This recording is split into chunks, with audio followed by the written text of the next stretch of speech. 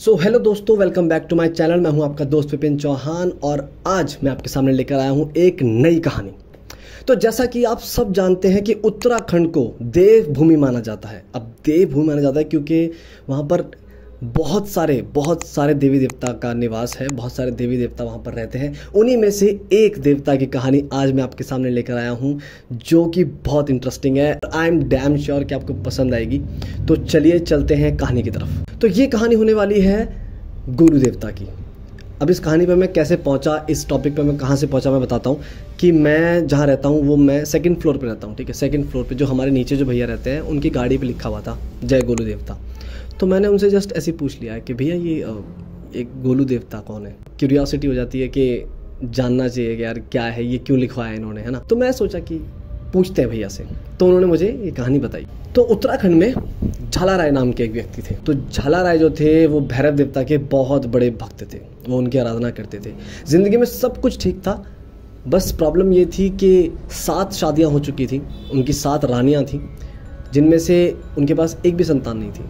तो बस यही दुख उनको सताया जा रहा था कि आगे इस राज्यपाट कौन संभालेगा, आगे जो वंश होगा वो कैसे आगे बढ़ेगा। तो इसी परेशानी में, इसी चिंता में वो अपने भैरव देवता को याद कर रहे थे।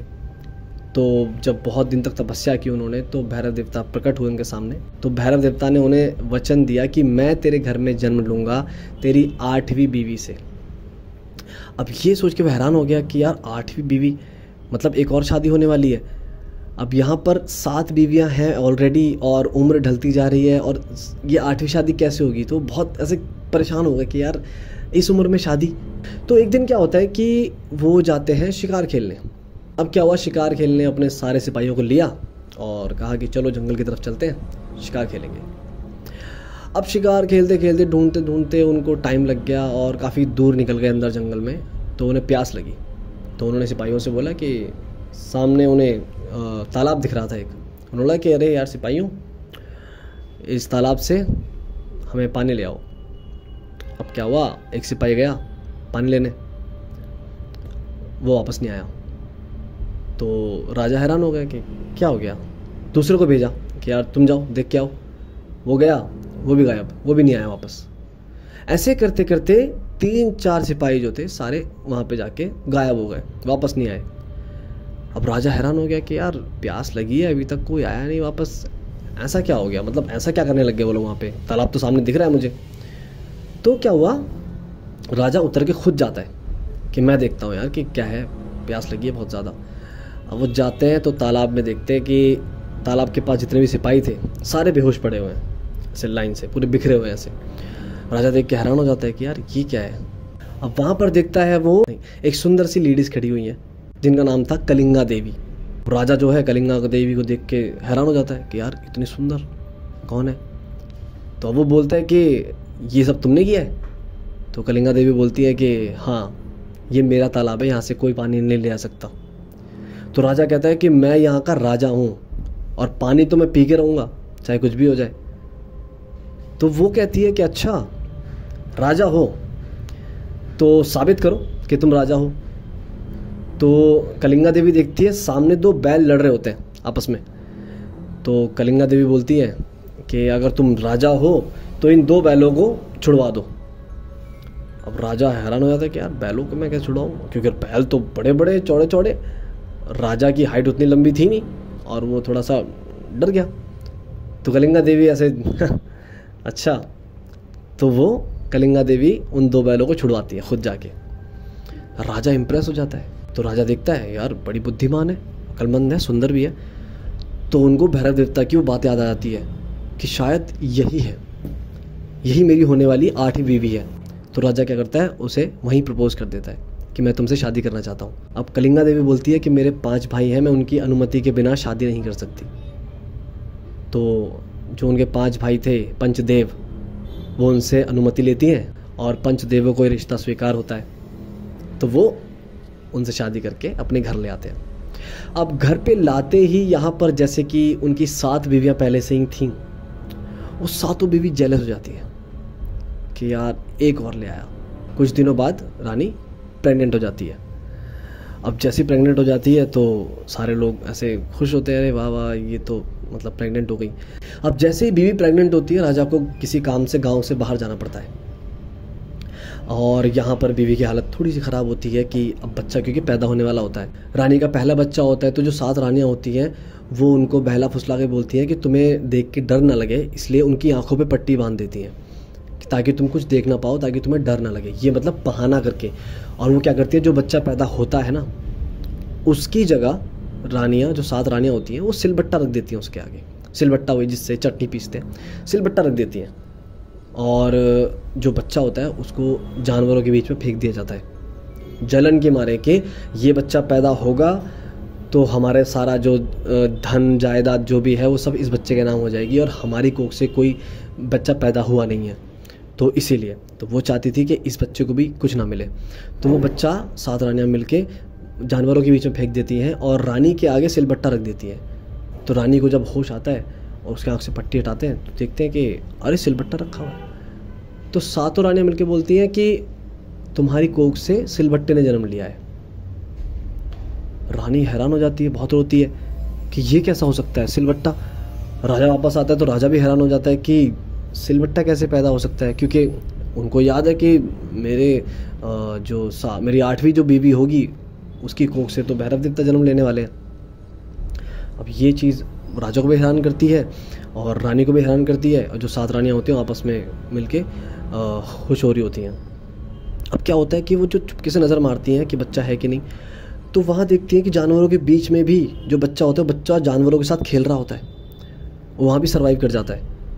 तो रानियाँ हैरान हो जाती हैं कि यार ये तो जिंदा है। तो वो क्या करती हैं कि कहती हैं ऐसे ये तो ख़राब हो जाएगा मामला। तो वो क्या करती है, बच्चे को पकड़ के उसे एक संदूक में बांध के, संदूक में पैक करके, मतलब संदूक के अंदर डाल के उसे नदी में बहा देती हैं कि अब यहाँ से निकले तो चाहे जहाँ भी जाए कोई बात नहीं। अब बच्चा वो संदूक के अंदर बहता रहता है, बहता रहता है, बहता रहता है। अब बहता बहता बहता बहता वो पहुँच जाता है, एक मछुआरे ने जाल डाल रखा होता है, जाल बिछाया होता है नदी में मछली पकड़ने के लिए। अब वो जो संदूक होती है वो उस जाल में फंस जाती है। मछुआरे को लगता है कि अरे यार कोई बहुत बड़ी मछली फंस गई है। मछुआरा खींच रहा है जाल को, खींच रहा है, देखता है कि अरे यार बड़ी क्या बोलते हैं, बहुत भारी मछली है। अपनी घरवाली को आवाज़ देता है कि अरे सुन जल्दी आ, कोई बहुत बड़ी मछली फंसी है। खींच रहे, दोनों मिलके खींच रहे हैं। देखते हैं तो संदूक निकलती है।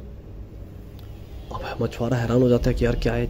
मछुआरा जल्दी से ऊपर लाता है संदूक को, उसमें खोलता है और देखता है एक छोटा सा प्यारा सा बच्चा खिलखिला रहा होता है उसमें, बहुत प्यार से, जैसे कुछ हुआ ही नहीं है, क्योंकि बच्चा वो दिव्य होता है। तो वो सर्वाइव करना उसका बनता ही था। जब बच्चे को देखते हैं दोनों मछुआरे और उसकी बीवी, तो दोनों खुशी से पागल हो जाते हैं, क्योंकि उनकी कोई संतान नहीं होती। तो वो बहुत पहले से ही इस चीज़ की अरदास लगा के बैठे हैं कि काश हमारा कोई बच्चा होता, काश हमारा कोई बच्चा होता। तो भगवान ने सीधा उनकी झोली में बच्चा डाल दिया। तो वो बहुत ज़्यादा खुश होते हैं, अपनी बीवी को देखता है, वो कह रहे यार ये तो भगवान ने हमारी सुन ली कि हमें बच्चा ऐसे नदी में बहता हुआ मिला। तो क्या होता है, वो मछुआरा जो है बच्चे को लेके जाता है और उसे पालते हैं। अब 1-2 साल बच्चा थोड़ा सा बड़ा हो जाता है। तो बच्चा जब बड़ा हो रहा होता है तो उसको नींद में जो सपने आते हैं वो उसी जगह के सपने आते हैं, अपने घर के, राजा के, रानी के, जो भी उसके साथ हुआ, ये सब के सपने उसको आ रहे होते हैं। तो वो बड़ा होते होते समझ जाता है कि मेरा मकसद क्या है, मैं कहाँ से हूँ, मैं कहाँ से बिलोंग करता हूँ और ये लोग कौन हैं। तो वो अपने बाप के पास जाता है, मतलब मछुआरे के पास जाता है और बोलता है कि पापा मुझे ना एक घोड़ा चाहिए। अब मछुआरे को लगता है क्या घोड़ा मांग रहे, तो अब उसको क्या पता कि असली का घोड़ा मांग रहा है कि नकली का। तो उसको लगता है कि शायद बच्चा है तो खेलने के लिए घोड़ा मांग रहा होगा। तो उसका बाप क्या करता है, मछुआरा क्या करता है कि लकड़ी का घोड़ा बना के उसको दे देता है कि ले बेटा ये ले। अब वो बच्चा इतना दिव्य होता है कि वो जब मर्जी उस लकड़ी के घोड़े को असली के घोड़े में परिवर्तित कर सकता था। तो लड़का छूता है घोड़े को और वो असली घोड़ा बन जाता है, उस पर बैठता है लड़का और सीधा दौड़ लगाता है अपने घर तक की, मतलब जहाँ वो रह रहा होता है।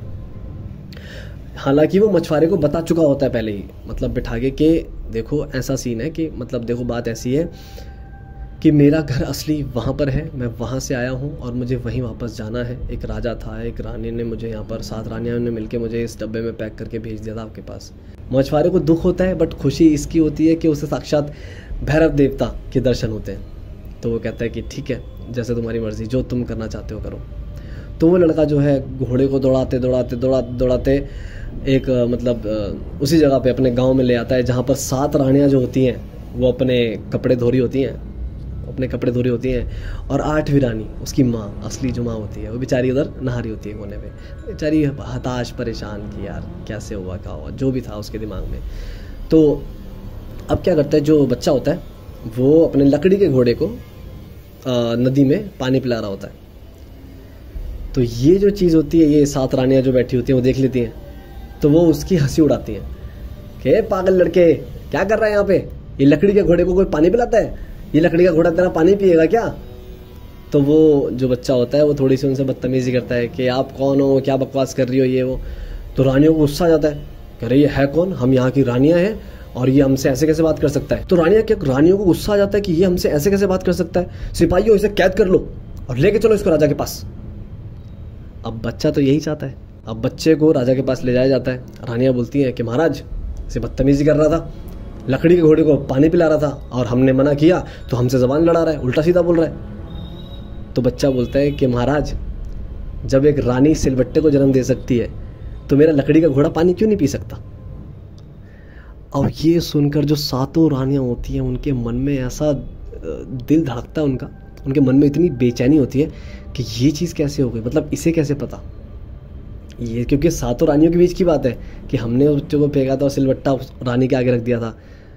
तो फिर वो बच्चा सब कुछ बताता है अपने बारे में कि मैं आपकी 8वीं रानी का पुत्र हूँ, मैं यहाँ से आया, ये जो 7 रानियाँ हैं, इन 7 रानियों ने मिलके मेरी मम्मी को बेवकूफ़ बनाया और सिलबट्टे का नाम देकर मुझे नदी में फेंक दिया और मुझे उसने पाला, मछुआरे ने, और मैं यहाँ पे इसलिए आया हूँ।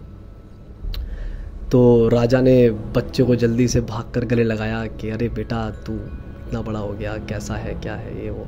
और तब से गोलू देवता जो है उस राज्य के राजा बनते हैं। और दोस्तों कहा जाता है कि गोलू देवता ही एक ऐसे देवता हैं जिनके यहाँ न्याय सबसे जल्दी दिया जाता है।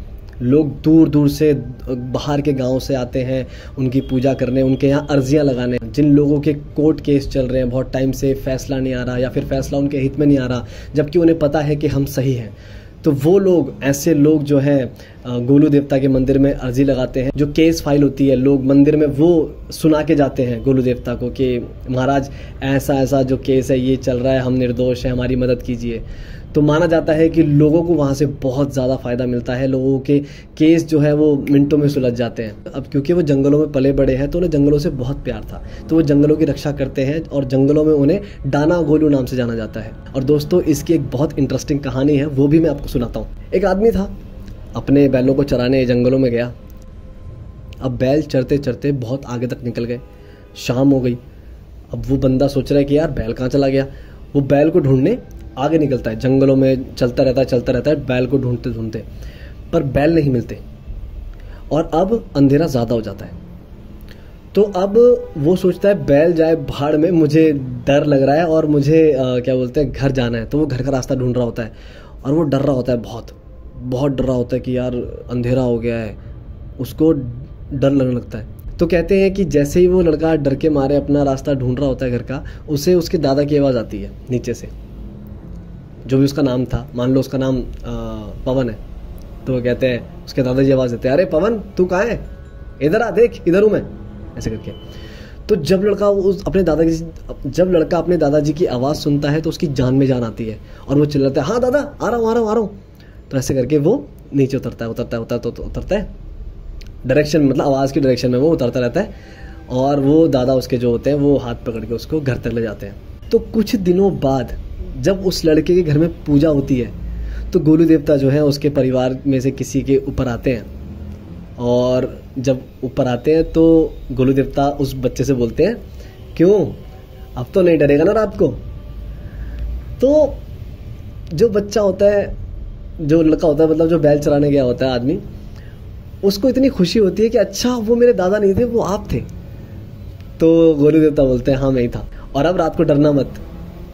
तो इस तरीके से गोलू देवता जो है, डाना गोलू जो है, वो जंगलों में रहने वाले अपने साथियों की, अपने लोगों की मदद करते हैं।